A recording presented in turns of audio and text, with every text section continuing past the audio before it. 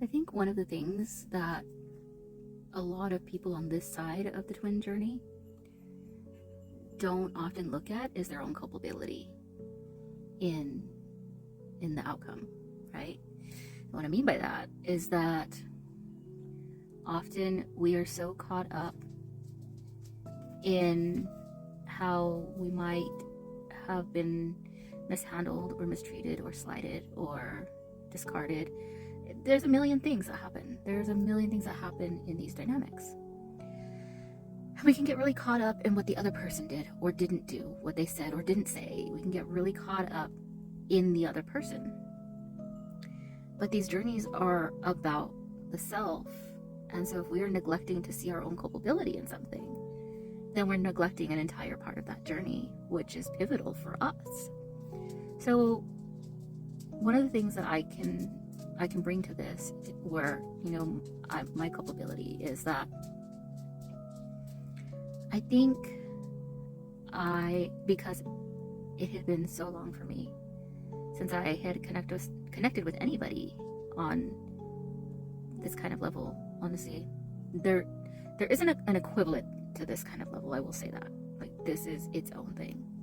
But like that kind of connection, I hadn't had that in so long that I truly didn't know how to handle it. I think that there were times where maybe I didn't handle it the best way, or maybe because of the deep set anxious attachment style that I had, that actually like I hadn't dealt with in so long because I had been in secure attachment for so long.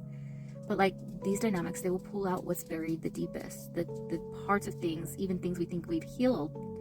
It will pull those up. So for me, what really came up is this anxious attachment style thing that I have had buried deep down in there that I hadn't fully healed. And so I know that there were times where maybe I was holding on too tight. Maybe I was pouring too much. I'm not going to say maybe. I was pouring too much. I absolutely can come off very intensely. And I get that. I get that I tend to be a pretty intense person. So I can see where, because of my attachment style and because of my actions and because of how I chose to handle certain things, some of that is on me, right? I can't expect someone to respond in a rational manner when I am coming from an irrational manner. And I'm not saying that I did anything terrible, because I never did. I never did anything terrible. And honestly,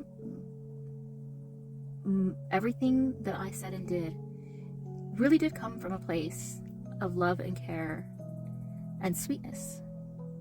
I wasn't trying to be anything other than that, because that's who I am. But I can see, like, I look back on conversations and I can see where it was a lot. I can see where maybe there was miscommunications. Maybe we weren't communicating with each other in the best ways. I mean, I do remember telling them at one point, I think we've been a series of misunderstandings. And I hold to that to this day, because I think that's absolutely the case to a certain extent.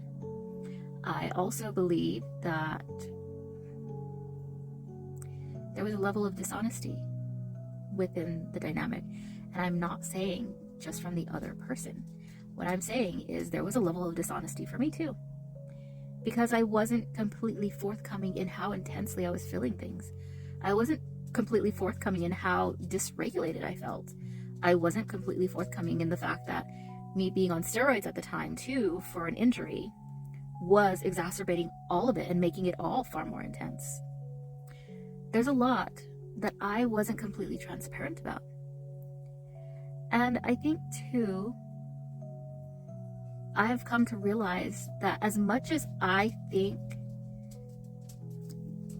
I came into this person's life at a time that they just weren't ready for anyone like me in this package, I think that I also was at a place where I wasn't ready, because I actually didn't really know what I wanted.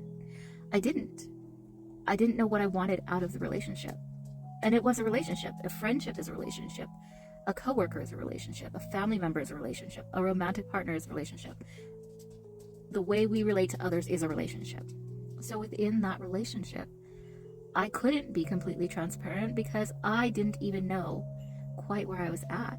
I knew that I had all these intense feelings, and it was bringing a lot of things up for me. And I knew that what I was feeling, I had never felt before.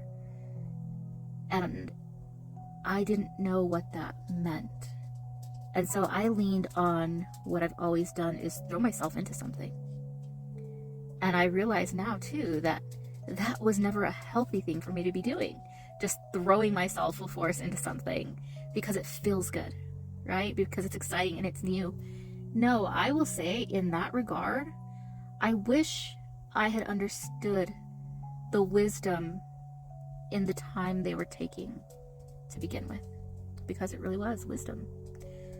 And it took me a little while to really understand that, like that I too, I remember writing a journal one day and I was like, do I keep going after unavailable people, whether that's they're physically unavailable because they are pursuing a relationship somewhere else, or if that's emotionally unavailable because they're just not in that place to give like that, or if it's mentally unavailable, like unavailable in any way, right?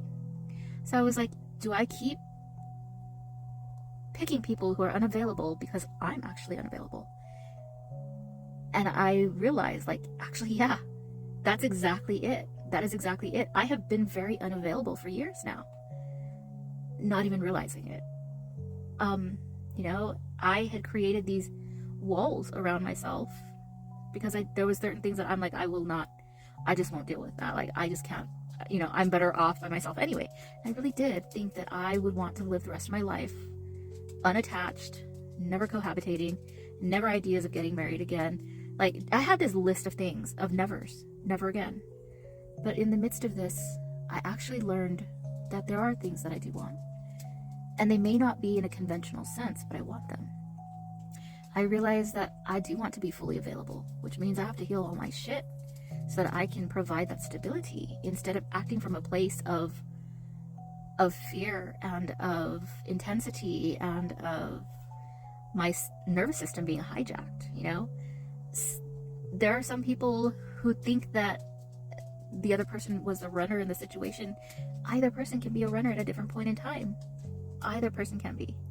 And sometimes the things we do, even though we think that we're being communicative, are indicators that we are not available, and therefore we are running. And can we blame them for doing the same, you know? The other part is that for me, aside from also being unavailable, I didn't really run. I wasn't a runner in the more classic sense of the term, right? In the way we think of a runner. But I was a chaser. I was chasing so much. And even when I respected boundaries that were placed, I think energetically I was still chasing. And that was all the anxious attachment. It was, I can imagine it was palpable. But just to recognize that, no, like, I absolutely did chase, even when I didn't think I was. And like, I've had to, and it comes in waves. I'll have different periods of time, for different lengths of time, where I am simply neutral. And that's really what I strive for, is that neutrality, because that neutrality is where I find my peace.